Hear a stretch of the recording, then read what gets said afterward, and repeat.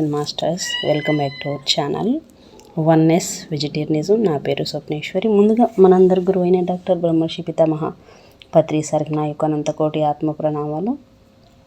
సత్యలోకవాసులకి, దివ్యలోకవాసులకి, మహాకారణలోకవాసులకి, నక్షత్రలోకవాసులకి, ఏంజల్స్కి, మహావతార్ బాబాజీకి, బుద్ధ భగవానుడికి, రామ్తా మాస్టర్కి, పరమాత్మైన సదానంద యోగి మహారాజ్కి, పరమ గురువులకి, పరమ గురుమండలందరికీ నా యొక్క అనంత కోటి ఆత్మ ప్రణామాలు. యాస్ట్రల్ మాస్టర్స్ అందరికీ పేరు పేరున స్వాగతం, సుస్వాగతం. Welcome masters, welcome. Thank you. అయితే రోజులాగానే ఈరోజు కూడా మరింత జ్ఞానాన్ని, విజ్ఞానాన్ని షేర్ చేయడానికి శాంత మేడంకు సాదరంగా వెల్కమ్ చేద్దాం.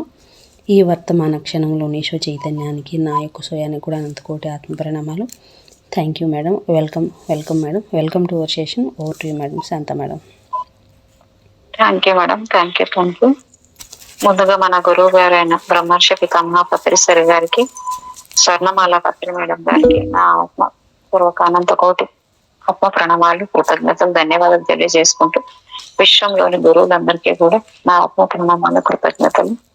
ముఖ్యంగా రామ్దా మాస్టర్ గారికి శత కోటి ఆత్మ ప్రణామాలు, కృతజ్ఞతలు, ధన్యవాదాలు తెలియజేసుకుంటున్నాను. అలాగే ఆయన్ని కూడా ఈ సెషన్కి ఆహ్వానించుకుంటున్నాను నేను. మరియు స్వప్నేశ్వర్ మేడం గారికి కూడా నా ఆత్మ ప్రణామాలు, కృతజ్ఞతలు, ధన్యవాదాలు తెలియజేసుకుంటూ, నా కుటుంబ సభ్యులందరికీ కూడా కృతజ్ఞతలు తెలియజేసుకుంటూ, లోబ్ సాంగ్ రాంప గారి మరణం లేని మీరు పుస్తకం చదువుతున్నాను. ఆయన సాదరంగా ఆహ్వానించుకుంటున్నాను. శత కోటి ఆత్మ ప్రణామాలు, కృతజ్ఞతలు తెలుపుకుంటూ, ఆయన కూడా ఆహ్వానించుకుంటూ, ఆయన చెప్తున్నట్టుగా నేను భావించుకొని చెప్తున్నాను. Thank you.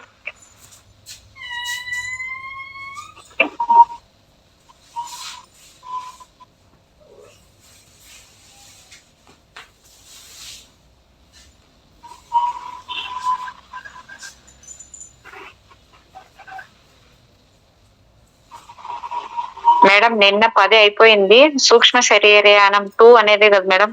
అవును మేడం, సూక్ష్మ శరీరయానం 2 అనేది 10 అయిపోయిందా? 8, 9 కదా మేడం? లేదు మేడం, ఇక్కడ దాకా అదే చెప్పాను. ఫస్ట్ 10వ చాప్టర్ లో, 9వ చాప్టర్ లో సూక్ష్మ శరీరయానము 1 అయిపోయింది. ఇది 2 ఉంది మేడం. ఇక్కడ 2 అయితే మాత్రం గుర్తుంది నాకు, 2 అనేది. అదే 9వ చాప్టర్ లో సూక్ష్మ శరీరయానం ఫస్ట్ ఉంది, 10వ చాప్టర్ లో 2 ఉంది.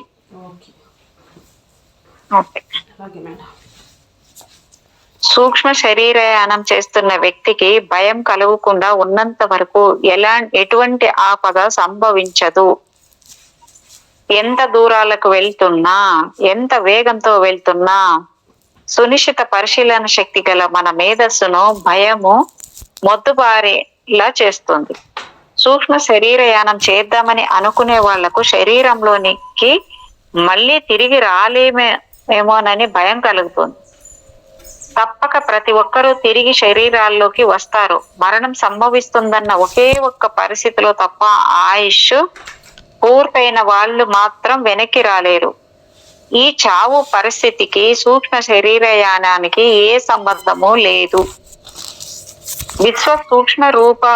సూక్ష్మ లోకాల్లో భూమి మీద దర్శనమిచ్చే విచిత్ర జీవుల కన్నా ఎన్నో రెట్లు వింతైన జీవరాశుల్ని మీరు చూడవచ్చు. సూక్ష్మ లోకాల్లో అద్భుతమైన జీవరాశులకు, వ్యక్తులకు, మహామహులను చూడవచ్చు. ప్రకృతి దేవతలనే పేరుతో మనం ఈ సూక్ష్మ లోకాల్లోని ఉత్తములని తలుచుకుంటూ ఉంటాం. ఈ ప్రకృతి దేవతలు మనకు ఎంతో శ్రేయస్సును కలుగజేస్తూ ఉంటారు. ఈ లోకాల్లో భయంకర స్వరూపాలతో దృగోచరమయ్యే రాక్షసులు, వికృత భూతాలను కూడా చూడవచ్చు. బహుశా వీళ్ళను దర్శించగలిగిన కవులే సాహిత్యంలో, పురాణాల్లో రాక్షసుల వర్ణనలను చేశారేమోనని మనకు అనిపిస్తుంది. బాగా త్రాగే అలవాటు ఉన్న వాళ్ళు వాళ్ళకు తెలియకుండానే సూక్ష్మ శరీరంతో విహరిస్తూ అత్యంత అధమలోకాల్లో ఇలాంటి జంతుజాలాలని నిజంగా దర్శిస్తూ ఉంటారు. మళ్ళీ మన లోకంలోకి తిరిగి వచ్చాక ఎక్కడో ఏవో విచిత్ర జీవుల్ని, జంతువుల్ని చూసిన అనుభవం వాళ్ళ బుర్రల్లో మెదలుతూ ఉంటుంది. బాగా త్రాగితే సూక్ష్మ శరీరయానం చేసి వచ్చి ఆ విషయాలను గుర్తుంచుకోవడం సాధ్యమే అయినప్పటికీ ఈ పద్ధతిని మీకు బోధించే ప్రయత్నం చెయ్యం. ఎందుకంటే త్రాగుబోతులు చేరగలిగేది అత్యంత హీనమైన సూక్ష్మ లోకాలు మాత్రమే. ఉత్తమ లోకాలకు వాళ్ళు వెళ్ళలేరు. పిచ్చాసుపత్రులు, డాక్టర్లు ప్రయోగించే కొన్ని డ్రగ్స్ ఇలాంటి అనుభవాలను అందించే శక్తి కలిగి ఉంటాయి. ఉదాహరణకి వాళ్ళు వాడే మెస్కలిన్ అనే డ్రగ్ ఓ మనిషిని వెంటనే స్థూల శరీరంలోంచి సూక్ష్మ శరీరాన్ని బయటకు లాగి సూక్ష్మ లోకాల్లో ప్రవేశపెట్టగల సామర్థ్యాన్ని కలిగి ఉంది. ఈ డ్రగ్ ఓ మనిషి ప్రకంపనాల్ని అంటే వైబ్రేషన్ క్షణాల్లో మార్చేయగలదంట. సూక్ష్మ శరీరయానం చేయడానికి ఇలాంటి పద్ధతిని కూడా మేము సిఫారసు చెయ్యము. మద్యము, డ్రగ్స్ ఉపయోగించి సూక్ష్మ శరీరయానాన్ని ప్రాక్టీస్ చేస్తే ఓ మనిషికి తీవ్రమైన అనారోగ్యం ప్రాప్తించడమే కాకుండా అతడి పూర్ణాత్మకు కూడా అంతులేని హాని కలుగుతుంది. మూల ప్రకృతి జీవులంటే ఎవరు అంటే ప్రకృతిలో మొదటి తరగతుల్లో నిర్మింపబడుతున్న జీవరాశులని అర్థం. మానస పుత్రుల కంటే కొంచెం పెద్ద తరగతుల్లో ఈ జీవరాశులు ఉంటాయి. ఈ మానస పుత్రులు అంటే థాట్ ఫార్మ్ ఎలా ఏర్పడతారంటే మానవుడి చేతన అచేతన స్థితిలో ఊహింపబడిన రూపాల ప్రతిబింబాలు మాత్రమే. వీటి జీవితాలు ఊహ మాత్రంగానే ఉంటాయి. నిజమైన జీవం వీటికి ఉండదు. నైలు నాగరికత కాలంలో పిరమిడ్ల నిర్మాణం జరిగే రోజుల్లో ఆ పిరమిడ్ల లోపల మరణించిన ఫారోల శవాలతో పాటు అపార సంపదల్ని, అపారోల రాణుల ఆస్తుల రక్షణ కోసం ఈజిప్ట్ పురోహితులు తమ మానసిక కేంద్రీకృత శక్తులతో ఇలాంటి మానస పుత్రులని సృష్టించి ఈ పిరమిడ్లలో కాపలాగా ఉంచేవారు. ఆ నిధుల్ని దోచుకోవడానికి ప్రయత్నించే దొంగల చైతన్యం మీద ఈ కాపలా కాస్తున్న మానస పుత్రులు తీవ్రమైన అలజడిని సృష్టించి వాళ్ళని విపరీతంగా హడలగొట్టి దొంగతనం చేయాలన్న ఆశ నుంచి విరక్తుల్ని చేయడానికే ఈ మానస పుత్రుల సృష్టి చేయబడేది. కాపలా డ్యూటీలు చేసే ఈ మానస పుత్రులకు ఆలోచించే బుర్రలు ఉండవు. మూర్ఖంగా దొంగల్ని బెదిరించే స్వభావం తప్ప వీటి సృష్టికర్తలైన పురోహితుల లాంటి వారు మరణించినా ఇవి తమ డ్యూటీల్ని చేస్తూ ఉంటాయి. మూల ప్రకృతి జీవులు ప్రకృతిలో చాలా క్రింది తరగతుల్లో ఉన్న జీవరాశులు. మన లోకంలో కోతులకు ఎలాంటి స్థానం ఉందో సూక్ష్మ లోకాల్లో ఈ మూల ప్రకృతి జీవులకు అలాంటి స్థానమే ఉంది. మన కోతులు చపల చిత్రాలను కలిగి ఉంటాయి. ఏదో వెకిలి చేష్టలు చేస్తూ ఉంటాయి.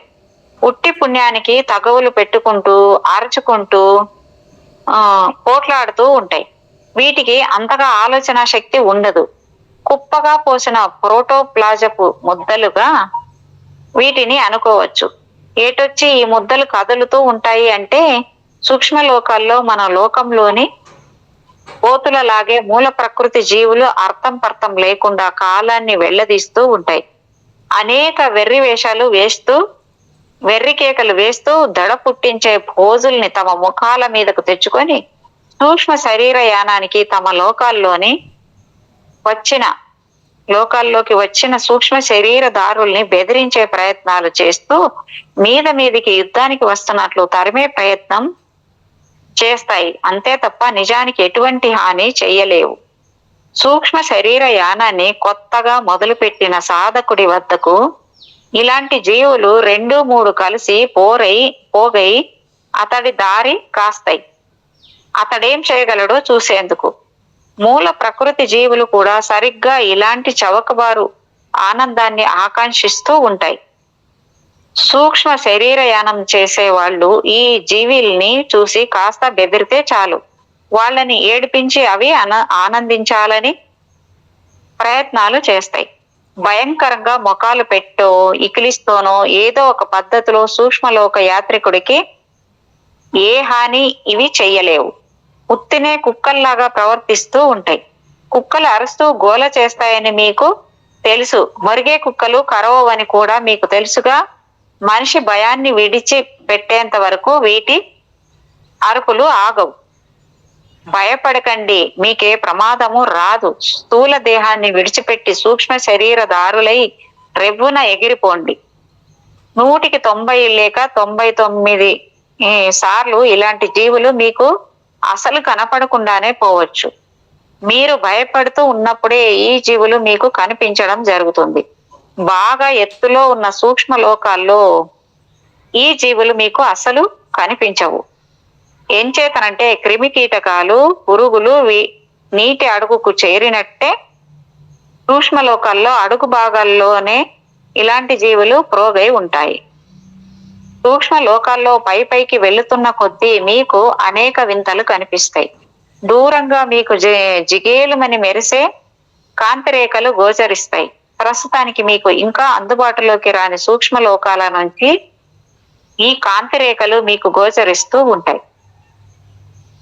స్థూల శరీరాన్ని విడిచిపెట్టి సూక్ష్మ శరీరంలో ఉన్నప్పుడు మన దృక్పథం పరిధి పెరుగుతుంది. స్థూల దేహంలో ఉన్నప్పుడు మనకు కనిపించని కొన్ని సత్యాలు సూక్ష్మ దేహంతో స్పష్టంగా దర్శించవచ్చు. ఇలా పైకి మన దృక్పథపు పరిధి పెరుగుతూ ఉంటే విశ్వంలో మనం ఊహించిన దానికంటే గొప్ప వస్తువులు ఉన్నాయన్న సత్యము మనకు స్పష్టంగా రుజువు అవుతుంది. అలాంటి ఒకానొక దివ్యమైన వస్తువులే మీకు కనిపించి ఆ జిగేలు మెరుస్తూ ఉన్న కాంతి పుంజాలు. ఇవి ఎంతో తీక్షణంగా వెలుగుతూ ఉండడం వల్ల నిజానికి ఆ వస్తువులు ఎలా ఉంటాయో గ్రహించడానికి మీకు వీలు పడదు. మధ్య భాగంలోని సూక్ష్మ లోకాలలో మీ బంధువుల్ని, మిత్రుల్ని దర్శించవచ్చు. అన్ని దేశాలు తిరగొచ్చు. అక్కడి గొప్ప భవనాలను చూడవచ్చు. అక్కడ ఏ భాషలోని గ్రంథాలనైనా సులభంగా చదివేయొచ్చు. మధ్యమ సూక్ష్మ లోకాల్లో మీకు అన్ని భాషలు తెలిసి ఉంటాయి. సిల్వర్ కార్డ్ వేగంగా కంపిస్తోంది. పాలిపోయిన లేత నీలి వెండి ఛాయతో సిల్వర్ కార్డు మెరుస్తోంది. సూక్ష్మ శరీరం కూడా నీలి రంగును ప్రతిబింబిస్తోంది. సిల్వర్ కార్డు పొడవు అంతకంతకు పెరుగుతోంది. సిల్వర్ కార్డులే ఈ సిల్వర్ కార్డులన్నీ ఆకాశంలోకి వెళ్ళి మాయమైపోతున్నట్లుంటాయి. మానవులందరూ రాత్రి వేళల్లో సూక్ష్మ దేహాలతో బయటకు వచ్చి సూక్ష్మ శరీరయానం అంటే ఆస్ట్రల్ ట్రావెలింగ్ చేస్తూ ఉంటారు. ఆ విషయం వాళ్లకు తెలిసినా తెలియకపోయినా అభ్యాసం చేస్తున్న మంది ఆత్మజ్ఞానులకు మాత్రం సూక్ష్మ లోక యాత్రలో వాళ్ళు చేస్తున్న పనులన్నీ, అనుభవాలు అన్ని వాళ్ళు స్థూల శరీరంలోకి తిరిగి వచ్చిన తర్వాత కూడా గుర్తుంటాయి. సూక్ష్మ శరీరాన్ని వెనక్కు గుంజుతున్నట్టు జ్ఞానం కలిగింది. సిల్వర్ కార్డ్ సూక్ష్మ శరీరానికి సంకేతం పంపుతోంది. సుదూర దేహంలో నిద్రిస్తున్న స్థూల శరీరం కాబోతున్న సూర్యోదయాన్ని గుర్తిస్తూ సూక్ష్మ శరీరాన్ని వెనక్కి రమ్మని ఆజ్ఞ ఇస్తున్న తరుణం ఆసన్నమైంది. సూక్ష్మ శరీరం ఇంకా కొంతసేపు తటాపటాయించింది, కానీ చివరికి ఆ ఆజ్ఞకి లోబడక తప్పింది కాదు. హెచ్చరికలు ఎక్కువ అయ్యేసరికి సూక్ష్మ శరీరానికి బాగా చల్లబడిపోయి ఉన్న స్థూల శరీరపు చల్లదనము, పైన బరువుగా పడుతున్న స్థూల శరీరపు బరువు అనుభవమైంది. దూది పింజలాగా ఎగురుతున్నప్పటి స్వేచ్ఛ మాయమైంది. ఇప్పటి వరకు పరిశీలించిన దివ్యమైన రంగులన్నీ మాయమైనాయి. వాటి బదులు చల్లటి దేహం బారిన పడింది. వెచ్చటి వంటి మీద బాగా తడిసిపోయి నీళ్లు ఓడుతున్న డ్రస్సును ధరించినట్లు సూక్ష్మ శరీరానికి అనిపించింది. మీరు సూక్ష్మ శరీరాలతో సూక్ష్మలోక వివరాలను పూర్తి చైతన్యంతో చేయొచ్చు. మీరు ప్రేమించే వ్యక్తులన్నీ చూడవచ్చు. మీరు ఎంత గాఢంగా ప్రేమిస్తారో అంత సులభంగా వాళ్ళ వద్దకి చేరుకోవచ్చు. ఇందుకు కావలసిందల్లా సాధన, మరింత సాధన మాత్రమే. ప్రాచీన ప్రాచ్య కథలు ఏం చెబుతున్నాయంటే, పూర్వము అందరూ సూక్ష్మ శరీరయానాలు చేసేవారని, కానీ ఎందరో దాన్ని సక్రమంగా వినియోగించకుండా విపరీత పోకడలు పోవడం వల్ల వారి నుంచి ఆ శక్తులను తిరిగి తీసేసుకోవడం జరిగిందని, మంచి ఆలోచనతో స్వచ్ఛంగా ఉన్నవారికి, మంచి మనసు ఉన్నవారికి గుదిబండ లాంటి దేహం నుంచి సులభంగా యథేచ్ఛగా సంచారం చేయగల వీలును సాధన కల్పిస్తుంది. ఈ సాధన 5 నిమిషాల్లోనో 5 రోజుల్లోనో సిద్ధించదు. సంపూర్ణంగా నేను సూక్ష్మ శరీర యానాన్ని చెయ్యగలను అని ఊహించగలిగి ఉంటేనే ఇది సాధ్యం. మీరు ఏం చెయ్యగలమని అనుకుంటారో ఆ పనులనే మీరు చెయ్యగలరు. మీరు నమ్మిన, మనస్ఫూర్తిగా విశ్వసించిన పనులను మాత్రమే మీరు చేయగలరు. విశ్వసించండి, నమ్మండి. మీరు ఏమాత్రం భయపడకండి. మీకే ఆపద రాదు. ఎంత భయంకరమైన మూల ప్రకృతి జీవులు కనిపించినా నిజానికి కనిపించకపోవచ్చు కూడా. మీరు భయపడకుండా ఉంటే ఏమీ చేయలేవు. నిర్భయంగా ఉండటమే మీకు నిజమైన రక్షణ. కాబట్టి మీరు సాధన చేస్తారా? ఎక్కడికి వెళ్ళాలో నిర్ణయించుకున్నారా? మీ శయ్య మీద పవళించండి. ఒంటరిగానే సుమా. మీరు ఎక్కడికి వెళ్ళాలని అనుకుంటున్నారో, అక్కడ ఎవరిని చూడాలనుకుంటున్నారో, ఏమి చూడాలనుకుంటున్నారో నిశ్చయించి మీకే చెప్పుకోండి. మీరు ప్రొద్దున లేచాక రాత్రి జరిగినదంతా గుర్తుంటుంది. అభ్యాసంతోనే దీనిని సాధించవచ్చు. అదే మేడం, ఇప్పుడు మనం చెప్పేది అదే. మరి అదే దానికి దీనికి చాలా దగ్గర ఉంటుంది చూడండి. అవును, నిజమే మేడం. కానీ కొంచెము అది వదిలినప్పుడు మనం ఇంకా అంత భయపడతాం అన్నట్టు నాకు అనిపిస్తుంది మేడం. ఇట్లా కావాలనుకుంటాము, తర్వాత చూసి భయపడితే కూడా బాగోదు కదా అన్నట్టు ఉంటది ఇది. అవును, కరెక్టే. బాగోదు కదా అంటే మరి ఎప్పటికైతుంది? కాదు, ఎప్పటికీ అవ్వదు జీవితంలో. ఏదైనా చేస్తూ ఉన్నామనుకో కొంచెం అలవాటు పడుతూ వస్తుంది. అర్థమవుతుందా? ఇప్పుడు భయం కుమ్మని ఇప్పుడు వంట చేయడం రాదు మేడం. వంట చేసేడు ఒకరోజు అటు మాడుతూ చిముడు పోతాడు, ఏదో ఒక రకంగా చేసి ఒక రోజుకి దాంట్లో నిష్ణాతులు అవుతాం కదా. అవును, ప్రయత్నం అయితే చేయాలి ఖచ్చితంగా. ప్రయత్నం కాదు మేడం, ఇంక వేరే ఏం ఆప్షన్ లేదు. మరి చేయకపోతే ఏముంటది చెప్పండి. ఇంకా నాకు వద్దు ఆ రూట్, నాకు అవసరం లేదంటే మనం చేయాల్సిన అవసరం లేదు. అర్థమవుతుంది? అదే 11వ చాప్టర్ మేడం. సూక్ష్మ శరీరయానం 3. సంపూర్ణ చైతన్యంలో శరీరయానం చేస్తానని అన్ని విషయాలు జరిగినవి జరిగినట్లుగా గుర్తుంచుకోగలనని నిశ్చయించుకోండి.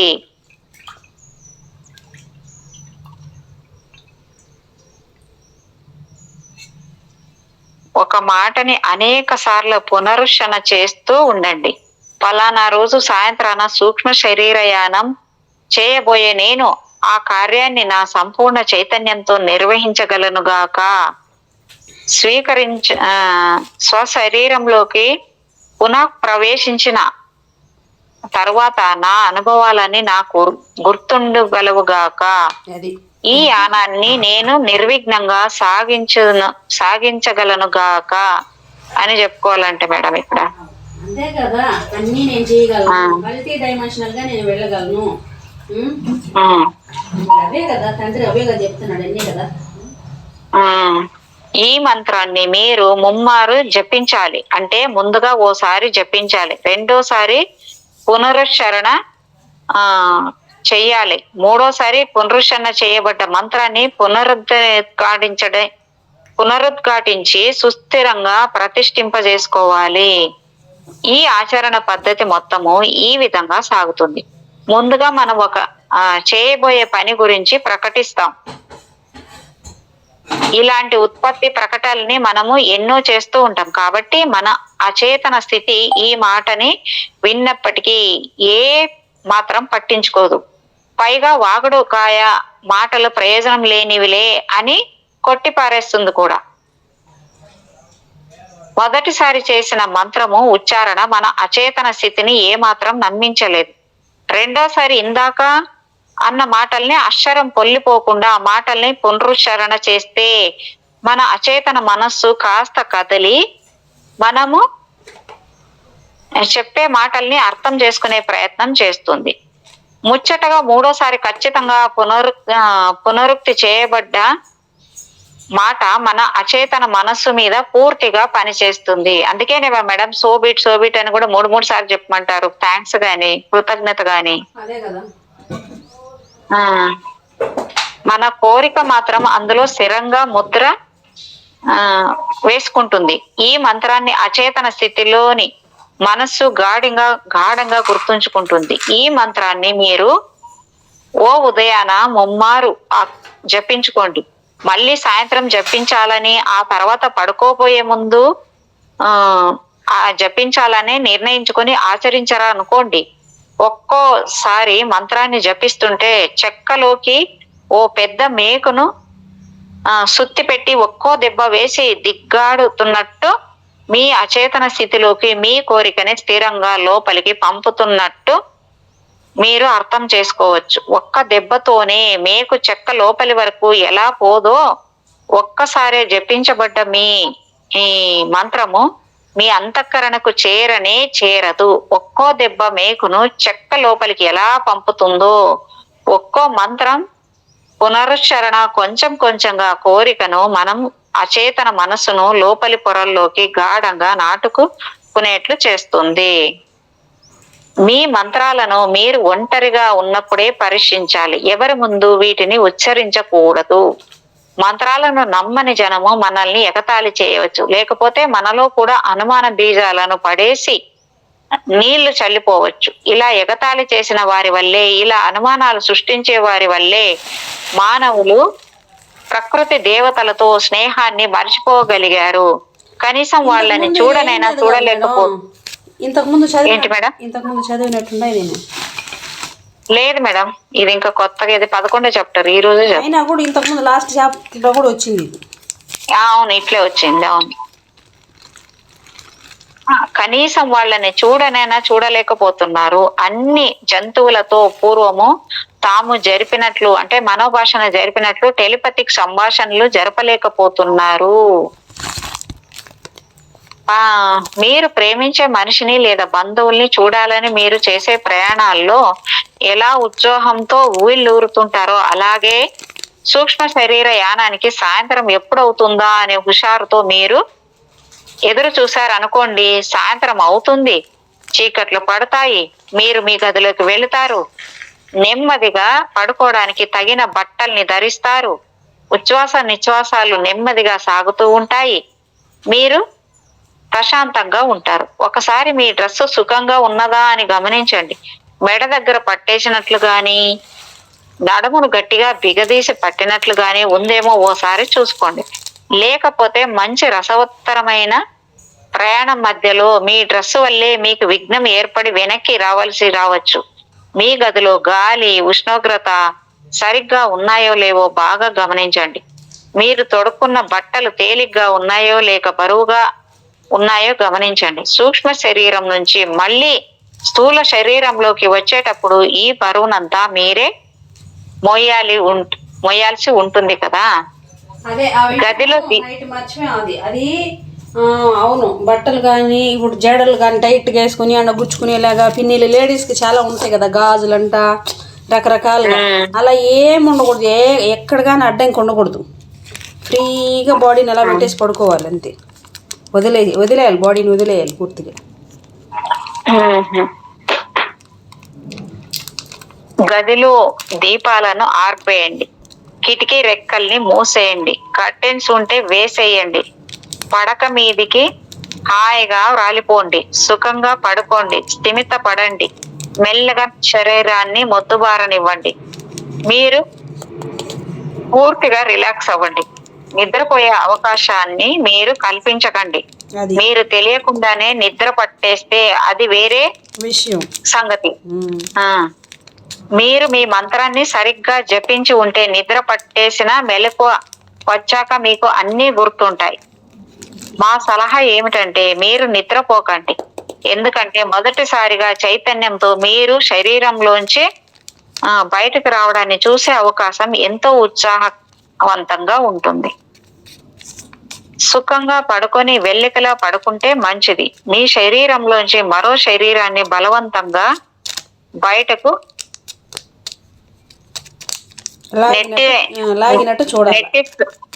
నెట్టిస్తున్నట్టు ఊహించండి.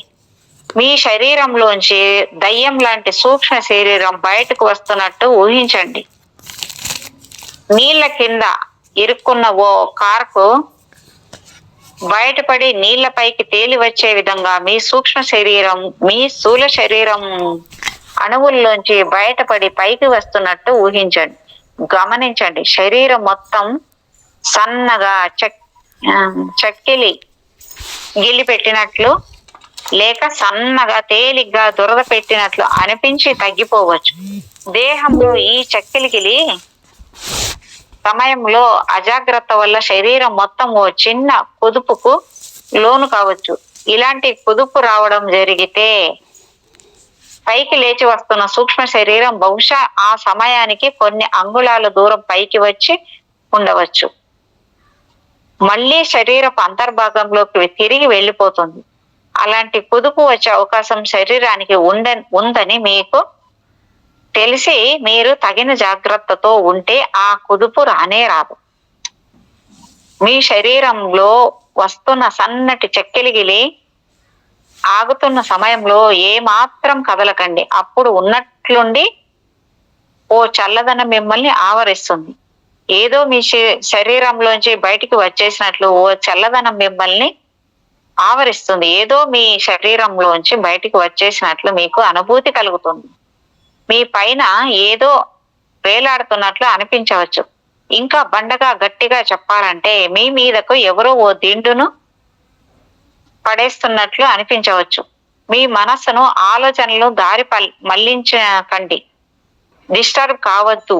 మీరు డిస్టర్బ్ కాకుండా ఉంటే మిమ్మల్ని మీరే మంచం చివరి నుంచో మీ పై కప్పు నుంచో కిందకో చూస్తూ ఉండడం మీకు స్పష్టంగా అర్థమవుతుంది. ఎంత వీలైతే అంత జాగ్రత్తగా మీ స్థూల శరీరాన్ని గమనించండి. మొదటిసారి కన్నా స్పష్టంగా మరెప్పటికీ మిమ్మల్ని మీరు చూసుకోలేరు. మొదటిసారిగా మిమ్మల్ని మీరు చూసుకోగానే ఆశ్చర్యంతో మీరు నిశ్చేష్టులు అయిపోవచ్చు. ఎందుకంటే మీరు ఎలా కనిపిస్తారని మీరు ఊహించుకుంటారో ఆ పద్ధతిలో మీరు ఉండరు కనుక. మీరు అద్దంలో రోజు మిమ్మల్ని చూసుకుంటూ ఉంటారని మాకు తెలుసు. కానీ ఎంత మంచి అద్దమైనా మీ రూపాన్ని ఉన్నట్టుగా స్పష్టంగా చూపించే శక్తి కలిగి ఉండదు.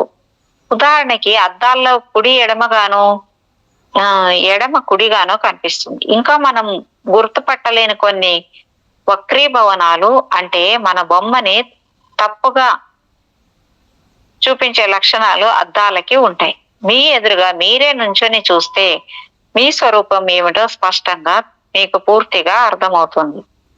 మిమ్మల్ని మీరు తనివి తీరా చూసుకున్నాక పరీక్షించుకున్నాక మీరు మీ గదిలో అటు ఇటు కదలడం ప్రాక్టీస్ చెయ్యాలి. మీ బీరువా లోపలికి పెద్ద పెట్టె లోపలికో సులభంగా మీరు దూరి వెళ్ళిపోయి చూడవచ్చు. ఇంటిపై కప్పును ఏ ఇంటి భాగాలను మీరు మామూలుగా చూడటం కష్టమో ఆ భాగాలను మీరు సూక్ష్మ రూపంతో సులువుగా శోధించవచ్చు. మీరు పరిశీలించే మూల ప్రాంతాల్లో మీకు దట్టంగా పూత పోయబడి ఉన్న దుమ్మే కనిపించకపోవచ్చు అనుకోండి. ఆ దుమ్ము కూడా మీకు ప్రయోగానికి పనికి వస్తుంది. ఆ దుమ్ము మీద మీ వేలిముద్రలు పడేలా చేసి చూడండి. మీరు ఆ పనిని చెయ్యలేరు. మీ వ్రేలుతో పాటు మీ చెయ్యి కూడా ఆ దుమ్ములోంచి ఆ దుమ్ము వెనక ఉన్న గోడలోంచి కూడా స్పర్శ జ్ఞానం కూడా మీకు తెలియకుండా దూసుకొని వెళ్ళిపోతాయి అవతలి వైపుకు. మీ ఇష్ట ప్రకారము మీకు ఎలా కావలిస్తే అలాగా కదిలే శక్తిని కలిగి ఉన్నారని మీకు అర్థమైన తర్వాత మీ సూక్ష్మ దేహానికి భౌతిక దేహానికి మధ్య ఏముందో పరిశీలించండి. సిల్వర్ కార్డ్ ఎలా మెరుస్తూ కనిపిస్తుందో చూసారా? కొలిమిలో కాలిన ఇనుప ముక్క మీద కమ్మరి సుత్తితో బలంగా కొడుతున్నప్పుడు ఆ ఎర్రగా కాలిన చోటులోంచి చిన్న చిన్న నిప్పురవ్వ లాంటి వెలుగులు పైకి విరజిమ్మడం మీరు చూసే ఉంటారు. ఆ వెలుగు ముక్కలు ఎర్రగా కనిపిస్తాయి. కానీ మీ సిల్వర్ కార్డులోంచి చిన్న లేత నీలి రంగు లేదా లేత పసుపు రంగు కణాలు బయటకి ఎగురుతున్నట్లు మీకు కనిపిస్తాయి. భౌతిక దేహం నుంచి దూరంగా జరగండి. మీ సిల్వర్ కార్డు ఏ మాత్రము కూడా తగ్గదు. మళ్ళీ మీ భౌతిక దేహం వంక ఓసారి చూసుకొని మీరు ఎక్కడికి వెళ్ళాలనుకుంటున్నారో అక్కడికి వెళ్ళండి. మీరు ఎవరి వద్దకు వెళ్ళాలని అనుకున్నారో ఆ స్థలాన్ని ఊహించుకోండి చాలు. మీ ఇంటి కప్పులోంచి బయటికి వచ్చేస్తారు. క్రింది మీ ఇల్లు, మీ వీధి కనిపిస్తుంటాయి. తర్వాత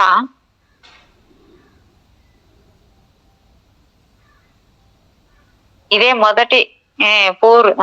మొదటి పూర్తి చైతన్యంతో చేస్తున్న ప్రయాణం కనుక కాస్త నెమ్మదిగానే మీ సూక్ష్మ శరీరం పయనిస్తుంది. మీరు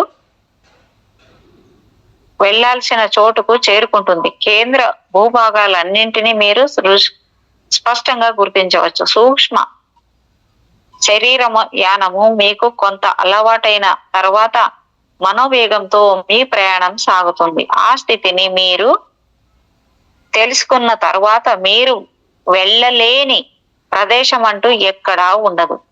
ఎంత దూరంలో ఉన్న ప్రదేశమైనా అనుకున్న వెంటనే అక్కడకు మీరు చేరుకొని ఉంటారు. భూమి మీదే కాదు, ఎక్కడికి వెళ్ళినా వెళ్ళగలిగి ఉంటారు. ఎక్కడికైనా వెళ్ళగలిగే ఉంటారు. మీ సూక్ష్మ శరీరానికి గాలి అవసరం లేదు కాబట్టి మీరు విశ్వంలోని ఏ భాగానికైనా వెళ్ళవచ్చు. ఇతర గ్రహాలకు వెళ్ళవచ్చు. ఎందరో ఇదివరకు అలా వెళ్ళి వచ్చారు. ప్రస్తుత పరిస్థితుల్లో ఎవరికి ఏమీ గుర్తుండటం లేదు, కానీ మీరు మీ సాధన వల్ల అన్నీ గుర్తుపెట్టుకొని ఉండగలరు. ఏ వ్యక్తి వద్దకు మీరు వెళ్ళాలనుకుంటున్నారో ఆ వ్యక్తి రూపాన్ని స్మరించడం మీ వల్ల కాకపోతే ఆ వ్యక్తి ఫోటోను ఒకదాన్ని గ్లాస్ ఫ్రేమ్ కట్టించకుండా ఉన్న దానిని సంపాదించండి. నిద్రలో మీరు ఆ గ్లాసు ఫ్రేమ్ మీద పొర్లి అద్దం పగిలి గాయాలు కావచ్చు. ఆ ఫోటోను చేత్తో పట్టుకొని గదిలోని దీపాలను ఆర్పేసి ముందు ఓసారి ఈ ఫోటో వంక బాగా చూసి గుర్తుంచుకునే ప్రయత్నం చేయండి. ఈ పద్ధతి మీకు సులభంగా ఉండవచ్చు. కొంతమంది భౌతిక దేహం సుఖంగా బద్ధంగా ఉంటే సూక్ష్మ శరీరయానం చేయలేరు. బాగా భోజనం చేసిన తర్వాత ఈ యాత్ర వాళ్ళకి కుదరదు. బాగా వెచ్చగా ఉన్న వాళ్ళకి విఘ్నంగా ఉంటుంది. శరీరం ఇబ్బందిగా ఉన్న చోట్లో ఉన్నప్పుడే వాళ్లకు సూక్ష్మ దేహం విడుదలయ్యి జరిగి ప్రయాణం సాగుతోంది. లేకపోతే బాగా చలిగానో ఆకలితోనో వాళ్ళు ఉంటే మరీ మంచిది. కొంతమంది ఇలాంటి ఇబ్బందులు కలగడాని కోసం సులభంగా జీర్ణం కాని పదార్థాలను తిని జీర్ణశక్తిని తమంతట తామే పాడు చేసుకుంటూ ఉంటారు. ఇబ్బందుల మధ్య వాళ్ళ సూక్ష్మ శరీరయానం పూర్తి చైతన్యంతో సాగుతుంది. దీనికి మేము ఊహించే కారణము ఏమై ఉండవచ్చునంటే అలా బాగా పాడైపోయిన దేహాలలో ఉండడానికి ఇష్టం లేక సూక్ష్మ శరీరం బయటపడే ప్రయత్నం చేస్తూనే ఉంటుందని.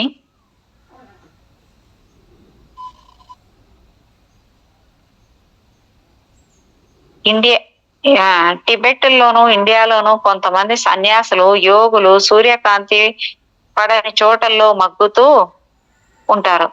వీళ్ళకి భోజనాలు కూడా 3 రోజులకి బహుశా ఒకసారి మాత్రమే లభ్యమవుతూ ఉంటాయి.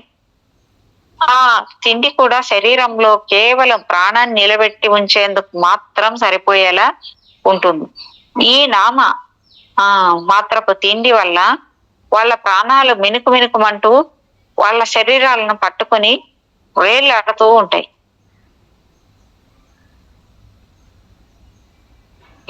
ఈ యోగులు సర్వకాల సర్వావస్థలో సూక్ష్మ శరీరయానం చేయగల సామర్థ్యాన్ని కలిగి ఉంటారు. ప్రపంచంలోని ఏ మారుమూల ప్రాంతంలో అయినా సరే వాళ్ళు నేర్చుకోవలసిన విద్య ఒకటి ఉందని వాళ్ళకి తెలిస్తే వెంటనే వాళ్ళు అక్కడికి చేరుకొని అంటే సూక్ష్మ శరీరంతో మన సంభాషణలు అంటే టెలిపతి ద్వారా వాళ్ళకు కావలసిన విద్యలను నేర్చుకుంటూ ఉంటారు. లోకంలో వాళ్ళకి ఉనికి వల్ల ఏ మాత్రము మేలు కలిగే అవకాశము ఉంటుందని వీలు ఉంటుందని వాళ్ళకు అనిపించిన వెంటనే అక్కడికి వెళ్ళి మానవులకు తమ శుభాశీస్సుల్ని అందజేసేందుకు సిద్ధపడతారు. మాట్లాడి మీ సూక్ష్మ శరీర యానాల్లో మీ అదృష్టం కొద్దీ ఇలాంటి మహనీయులు కొందరు మీకు దర్శనమియ్యవచ్చు. మీతో మీరు మాట్లాడి తగిన సలహాలు ఇచ్చి మీ అభివృద్ధిలోకి తగిన సహాయం చేసే పద్ధతిలో ఈ యోగదారులు ఉంటారు. వాళ్ళ చేతుల్లో పడడం మీ సుకృతంగా భావించవచ్చు. ఈ పాఠాన్ని మళ్ళీ మళ్ళీ చదవండి. అభ్యాసం, విశ్వాసం ఈ రెండింటి వల్లనే మీకు సూక్ష్మ శరీరయానం సుసాధ్యం అనే మాటను మళ్ళీ మీకు గుర్తు చేస్తున్నాం. 12వ అధ్యాయం మేడం. ఇక్కడ రిలాక్స్ అవ్వడం ఎలా అనే చాప్టర్ పేరు. ఈనాడు మనల్ని వేధిస్తున్న అసంబద్ధపు విరుద్ధమైన ఆలోచనలు ఎప్పుడు హోరెత్తిస్తూ మ్రోగే రేడియో, టీవీల గోలలో మానవుని ఆధ్యాత్మిక శక్తుల్ని అణిచిపడేస్తున్నాయి.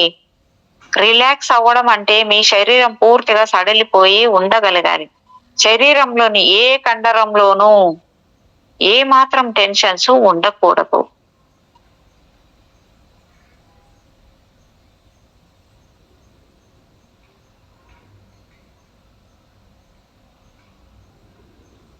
గుర్రపు నాడ ఆకారము అంటే ప్లేస్ అయస్కాంతానికి ఓ ఇనుప ముక్కను, దీన్ని అంటే లీవర్ అంటారు, ముక్కను అతికించి ఉంచేస్తారు. అయస్కాంతం శక్తి వృధాగా బయటకు పోకుండా ఈ కీపర్ వలయాకారంగా అయస్కాంత శక్తిని తిప్పుతూ కాపాడుతుంది. ఇంకా వలయాకారంగా కూర్చున్న మీరు అందరూ సుమారు ఈ వృత్తం మధ్య భాగంలో స్థలాన్ని వీక్షిస్తూ కొద్దిగా తల వంచి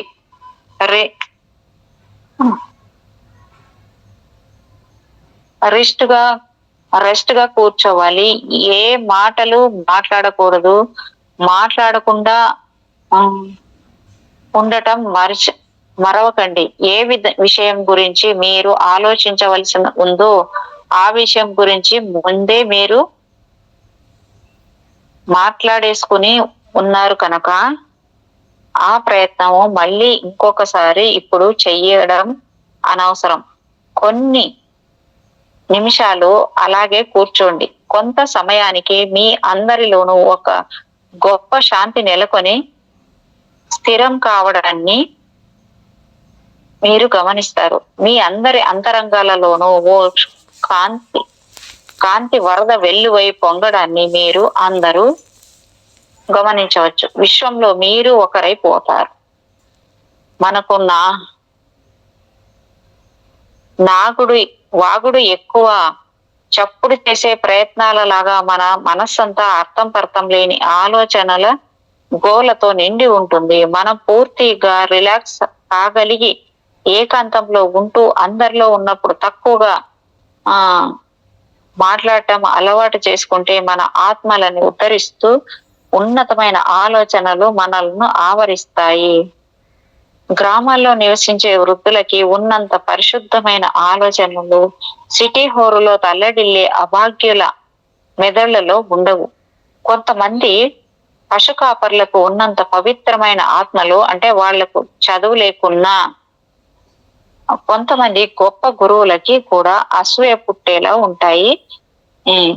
ఎందుకంటే ఈ పశువుల కాపరులకు ఒంటరితనం వల్ల కొన్ని ఆలోచనలు రావడము, ఆ ఆలోచనలు కూడా వాళ్ళకి తెప్పించడం వల్ల ఆలోచనలను వాళ్ళు కట్టిపడేసి వాళ్ళ బుర్రల్ని ఖాళీ చేసేసుకుంటారు. కనుక ఈ ఖాళీలోకి విశ్వం ఆవలి నుంచి కొన్ని గొప్ప ఆలోచనలు అలవోకగా ప్రవేశిస్తాయి. మనుషుల్ని నిశ్శబ్దంతో ఉండేట్లు చెయ్యగలిగితే జీవితంలోని అత్యంత విలువైన వస్తువుని మనం వాళ్ళకి ఈ అందిస్తున్నట్లు లెక్క. ఎందుకంటే ప్రస్తుతం సమాజంలో నిశ్శబ్దం ఎక్కడుంది? ఎక్కడ విన్నా వాహనాల రొదే, ఆకాశంలో విమానాల హోరు, బుర్ర తినేసే రేడియో, టీవీల సంగీతం, ఈ కోలల వల్ల మానవుడు మళ్ళీ ఈ అధోగతి పాలయ్యే అవకాశం ఎక్కువగా ఉంది. ఎడారిలో దప్పిగొన్న యాత్రికుడికి ఒయాసిస్ లాగా మీరు మీ తోటి వారికి నిశ్శబ్దాన్ని, శాంతిని అందించి వారికి ఎనలేని శ్రేయస్సుని సంపాదించి పెడుతున్నారు. ఒక్కరోజు ప్రయత్నించి మీరు ఎంత నిశ్చలంగా ఉండగలరో పరీక్షించుకోండి. ఎంత తక్కువగా మీరు మాట్లాడి ఉండగలరో చూడండి. ఏ మాట ముఖ్యంగా చెప్పాలో అంతవరకే చెప్పండి. అనవసరపు మాటలని చెప్పవద్దు. చాడీలు, లోకాభిరామాయణము కట్టి పెట్టండి. ప్రయత్నపూర్వకంగా, ఉద్దేశపూర్వకంగా రాత్రి వరకు ఈ విధంగా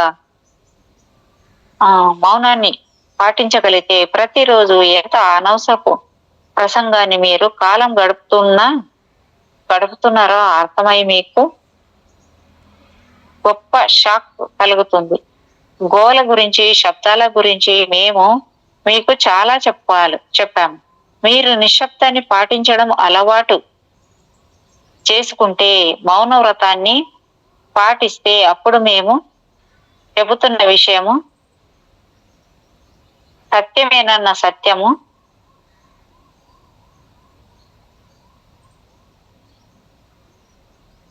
రుజువవుతుంది. అనేక మతాలు అనేక విధాలుగా మౌనాన్ని ప్రబోధిస్తున్నాయి. అనేక మంది సన్యాసులు నన్ను మౌనాన్ని పాటించాల్సి వస్తుంది. ఇట్లా మౌనాన్ని విధించడం ఓ శిష్యలాగా మాత్రం కాదు, మౌనంలోంచే అవతలి సత్యాలు వినిపిస్తాయి. అందుకు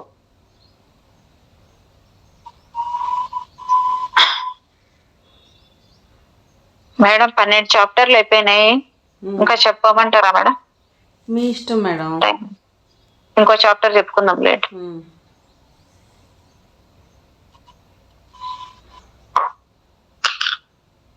13వ చాప్టరు, భూమి ఒక అద్భుత పాఠశాల. ఓ మనిషి, ఓ వ్యక్తి భూమి మీద తన తనువు చాలించి సూక్ష్మ లోకంలోని తన పూర్ణాత్మలోకి చేరుకున్నాడు. తాను చేసిన మంచి చెడులను నిశిత దృష్టితో బేరీజులు వేసుకున్నాడు. తాను సాధించాలని ఇది వరకు నిర్ణయించుకున్న చాలా పనులను నిర్వర్తించలేకపోయినందుకు చింతిస్తూ ఇంకా నేర్చుకోవాల్సిన పాఠాల గురించి ఆలోచిస్తున్నాడు. తన సొంత నిర్ణయంతో గాని మరికొందరు విజ్ఞుల సలహాలతో గాని మళ్ళీ భూమి మీదకు తిరిగి వెళ్ళి మరికొన్ని పాఠాలు నేర్చుకొని రావాలని నిర్ణయించుకుంటాడు. తను ఎలాంటి పరిస్థితుల్లో భూమి మీద నివసించాల్సి ఉంటుందో అలాంటి పరిస్థితులను కల్పించగల స్తోమత ఏ తల్లిదండ్రుల వద్ద తమకు లభిస్తుందో పరిశీలనాత్మక నిశ్చయించుకుంటాడు. డబ్బును బాగా ఎలా ఖర్చు చేయాలో తెలుసుకోవాల్సి ఉన్నప్పుడు బాగా సంపన్నులైన తల్లిదండ్రులకి జన్మించాల్సి ఉంటుంది. అత్యంత హీన స్థితి నుంచి పైకి సంస్కరించుకొని రాగలిగిన జన్మను ప్రకటిస్తూ ఉండవలసిన పరిస్థితుల్లో దరిద్రాన్ని అనుభవిస్తున్న తల్లిదండ్రులకు జన్మించవలసి ఉంటుంది. అంగవైకల్యంతోనో పుట్టి గ్రుడ్డిగానో కూడా జన్మించవలసి రావచ్చు, నేర్చుకోవలసిన విషయాలను బట్టి. ఓ మనిషి భూమి మీద జన్మించడానికి ముందుగా కొద్ది నెలల ముందుగానే ఆ లోకంలో ఏదో ఒక చోట ఓ సభ ఏర్పాటవుతుంది. దేహాన్ని ధరించాలని అనుకుంటున్న జీవులు అక్కడ అందరి సలహాలను స్వీకరిస్తారు. ఏ పాఠాలను ఎలా నేర్చుకోవాలో నిర్ణయించుకుంటే భూమి మీద ఉపాధ్యాయులకు తమ విద్యార్థులకు తగిన సలహాలు ఏ విధంగా ఇస్తుంటారో ఈ లోకంలో కూడా అలాంటి హితవు చెప్పే పెద్దలు ఉంటారు. ఈ జీవుడు భూమి మీద ఏ భార్యాభర్తలకు కొడుకుగానో కుమార్తెగానో జన్మించాలనే కాకపోతే ఆ జీవి జన్మకు తగినట్టు ఎవరికో అక్రమ సంతానంగా పెళ్లి కాని స్త్రీ జన్మించాల్సి ఉంటుంది, నిర్ణయించబడవచ్చు. ఏం నేర్చుకోవాలో, ఏ ఏ కష్టాలు పడాలో ముందుగా నిర్ణయం జరుగుతుంది. సుఖం నుంచి కాక కష్టాల వల్లే మనము ఎక్కువ గుణపాఠాన్ని నేర్చుకోవాల్సి రావడం మన దురదృష్టం. ఐహికంగా తక్కువ స్థాయిలో ఉన్న వ్యక్తి ఆధ్యాత్మికంగా బీదవాడు కాకపోవచ్చు అనే సత్యాన్ని మనము ఇక్కడ స్పష్టంగా గుర్తించవచ్చు.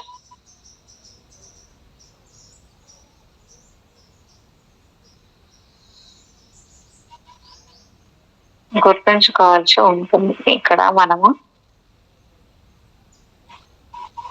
బీదవాడు కాకపోవచ్చు అనే సత్యాన్ని మనము ఇక్కడ స్పష్టంగా గుర్తుంచుకోవాల్సి ఉంటుంది. ఎంతో గొప్ప వ్యక్తులు తాము నేర్చుకోవాల్సి ఉన్న పాఠాల కోసం హీన జన్మలను ఎత్తవలసి రావచ్చు. చావు అనే సరిహద్దు తర్వాత మనతో పాటు రాగలిగే వస్తువు కేవలం మనం సంపాదించుకున్న జ్ఞానం మాత్రమే, మన అనుభవాలు మాత్రమే మనలను అనుసరిస్తాయి. ఈ భూమి మీద కోట్లు కూడబెట్టుకున్న వారు తమకి స్వర్గంలో ఓ ముందు వరుసలో కుర్చీ వేయబడి కాచుకొని ఉంటుందని ఊహించుకుంటే ఆ తర్వాత జరిగే పర్యవసానాలకి ఎంతో దుఃఖాన్ని అనుభవించాల్సి ఉంటుంది. ధనం, సంఘంలో పదవి మన జాతి లేక వర్ణపు లేక కులపు గొప్పదనం కానీ మన శరీరపు రంగు కానీ అసలు లెక్కలోకి రావు. ఆధ్యాత్మికంగా సంపాదించుకున్న విద్య ఒక్కటే గుర్తింపబడుతుంది. తగిన తల్లిదండ్రుల నిర్ణయము జరిగిన తర్వాత తగిన సమయంలో జీవాత్మ ఇంకా నిర్మాణ దశలో ఉన్న ఇంకా ప్రాణం పోసుకొని ఓ పసికందులోకి ప్రవేశించడం జరుగుతుంది. అలా ప్రవేశింపగానే గత జన్మ స్మృతులు క్షణంలో తుడిచిపెట్టుకుపోతాయి. క్రితం జన్మలో విషయాలు గుర్తుకు వస్తే దుర్భరమైన వేదన కలగవచ్చు. తాను గత జన్మలో ఒక గొప్ప రాజునని బిడ్డకు గుర్తు ఉంటే ఆ జీవితం ఎంత దుర్భరంగా ఉంటుందో, అంటే గత జన్మలో ఒక గొప్ప రాజునని బిడ్డకు గుర్తు ఉంటే ఆ జీవితం ఎంత దుర్భరంగా ఉంటుందో ఊహించండి. ఇప్పటి దరిద్ర జన్మ ఎత్తినందుకు ఈ మతిమరుపును ఓ గొప్ప వరంగా ప్రకృతి మన మీద చూపుతున్న అపార కరుణకు ఉదాహరణగా అనుకోవచ్చు. ప్రస్తుత జన్మ పూర్తయిన తర్వాత మళ్ళీ అన్ని విషయాలు సంపూర్ణంగా గుర్తుకు వచ్చేస్తాయి. చాలా మంది తల్లిదండ్రులను గౌరవించండి అనే సూక్తిని పవిత్రంగా గుర్తించి తదనుగుణంగా ప్రవర్తిస్తూ ఉంటారు. ఈ విషయం ఎంతో అభినందనీయమైనదే, కానీ ఇహలోకాన్ని విడిచిపెట్టి వెళ్ళిపోయిన అనేకులకు మళ్ళీ ఎప్పటికీ తమ తల్లిదండ్రులను కనిపించరు. మేము ఖచ్చితంగా చెప్పే మాట ఏమిటంటే అందరూ తమ తల్లిదండ్రులను గౌరవించాలనే, కానీ ఆ గౌరవము పొందడానికి ఆ తల్లిదండ్రులకు నిజమైన అర్హత ఉంటేనే పిల్లలు వాళ్ళని గౌరవించాలి అని తల్లిదండ్రులు నిరంకుశంగా ఉండి ప్రతి విషయానికి పిల్లల మీద విరుచుకుపడుతూ వాళ్ళ మీద కారుణ్యాన్ని చూపించకపోతే వాళ్ళ నుంచి గౌరవాన్ని పొందే అర్హతను వాళ్ళు పోగొట్టుకున్నట్టే. అట్లాంటి తల్లిదండ్రులను మూర్ఖంగా కొందరు పిల్లలు బానిసల్లాగా గౌరవించడం నిజంగా అనవసరం. ఇలాంటి పిల్లలకు కొందరికి పెళ్లిళ్ళు జరిగి సుమారు ఓ సగం శతాబ్దం పాటు వాళ్ళు జీవించి ఉన్న తమ తల్లిదండ్రులంటే భయంతో వణికిపోతూ కనిపిస్తారు. ఇలాంటి వాళ్ళు మానసికంగా ఎంతో దురవస్థలోకి చేరుకుంటారు. తల్లిదండ్రుల మీద వాళ్లకు ఉండాల్సిన ప్రేమానురాగాలు మాయమై భయమో అమిత క్రోధమో వాళ్ళల్లో జీర్ణించుకుపోయి ఉంటుంది. తల్లిదండ్రుల్ని గౌరవించండి అనే మాట వీళ్ళకి వినిపించినప్పుడల్లా వీళ్ళు తమ తల్లిదండ్రులను సరిగ్గా చూసుకోలేదేమోననే అనుమానంతో ఎంతో కృంగిపోతూ ఉంటారు. ఇలాంటి వాళ్లకు మేము చెప్పేది ఏమిటంటే ఆ తల్లిదండ్రుల వద్ద సంతోషాన్ని వాళ్ళు దేహాంతర ప్రాప్తి మీరు ఎప్పుడూ కలుసుకోలేరు. తాము విడిపోతే లోకులు ఏమంటారోననే భయంతో కట్టుబడి ఉన్న బలవంతపు భార్యాభర్తలు ఇహలోకంలో మరణించిన తర్వాత పరలోకంలో ఎప్పటికీ కలుసుకోలేరు. అమ్మయ్య, ఇది భలే ఉందబ్బా. అతడు లేక ఆమెను లేక మీరు తన స్వభావాన్ని చెప్పాల్సి పూర్తిగా మార్చుకుంటే తప్ప మీరు మీ తల్లిదండ్రులతో సఖ్యంగా ఉండలేకపోతే, వాళ్ళతో సంతోషం పంచుకోలేకపోతూ, ఒకరితో మరొకరు ఇమడలేకపోతే తర్వాత ఏ లోకంలోనూ మీరు పరస్పరం కలుసుకోలేరు. బంధువులకు, భార్య భర్తలకు అది కూడా ఈ సూత్రం కాదు మేడం, కాదు అమ్మయ్య అనకండి. అది కూడా ఇప్పుడు సపోజ్ మనం ఇద్దరు ఉన్నాం మేడం, మీకు ఇష్టం లేనంత మాత్రాన సరిపోతుంది, నాకు కూడా ఇష్టం లేకుండా ఉండాలన్నమాట. కొంతవరకు రెండు సైడ్లు లేకుండా ఉంటేనే అవుతుంది. కొంచెం ఉంటుంది మేడం, రెండు సైడ్ల ఉండాలి. ఏ భావం అయినా ఒక సైడ్ ఉన్నా కూడా లాగబడుతుంది. ప్రయత్నంతోనే కట్ చేసుకోవాలి, ప్రయత్నం లేకుండా ఏదే జరగదు. ఇమడలేకపోతే తర్వాత ఏ లోకంలోనూ మీరు పరస్పరం కలుసుకోలేరు. బంధువులకు, భార్య భర్తలకు కూడా ఈ సూత్రం వర్తిస్తుంది. పరస్పరం ఒద్దిక, శృతి కలిగి ఉన్నప్పుడే ఇద్దరు కలిసి సహజీవనం చేయగలరు. జీవుడు శరీరాన్ని ధరించడానికి ఇది ఓ కారణం. పరస్పర విరుద్ధమైన ఆలోచనతో కూడిన రెండు శరీరాలు ఒకదానికి మరొకటి దగ్గరై పడే ఘర్షణ ద్వారా వారిలోని ఎత్తుపల్లాలు చాలా వరకు సమతుల్యం చెందగలుగుతాయి. పరస్పర అవగాహన పెంపొందుతుంది. మీ తల్లిదండ్రులతో, మీ సహచరితో, మీ బంధువులతో మీకున్న సంబంధాన్ని గురించి ఆలోచించండి. మీరు అందరితో సఖ్యంగా ఉంటున్నారా? నిజమేనా? లేక విడిపోయి ఉంటున్నారా? వీళ్ళలో ఎవరితోనైనా జీవితాంతం వరకు కలిసి జీవించగలగడం మీకు సాధ్యమేనా? పరలోకంలో మీరు వారి అనుమతి పొందిన తర్వాతే మీ తల్లిదండ్రులుగా ఉండడానికి సమ్మతించిన ఆ వ్యక్తులు కేవలం మీ అభివృద్ధిని గమనించడానికి, పరిశీలించడానికి, దోహదం చేయడానికి భూమి మీద ఉన్నారు.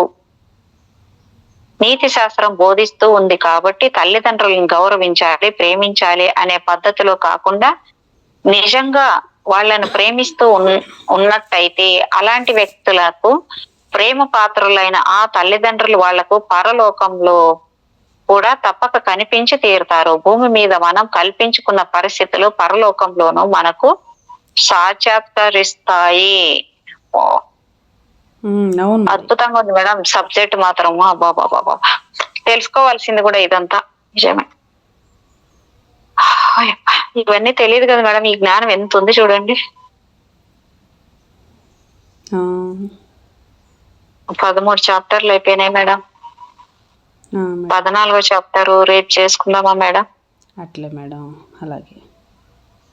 Thank you madam. Thank you madam. Thank you so much madam.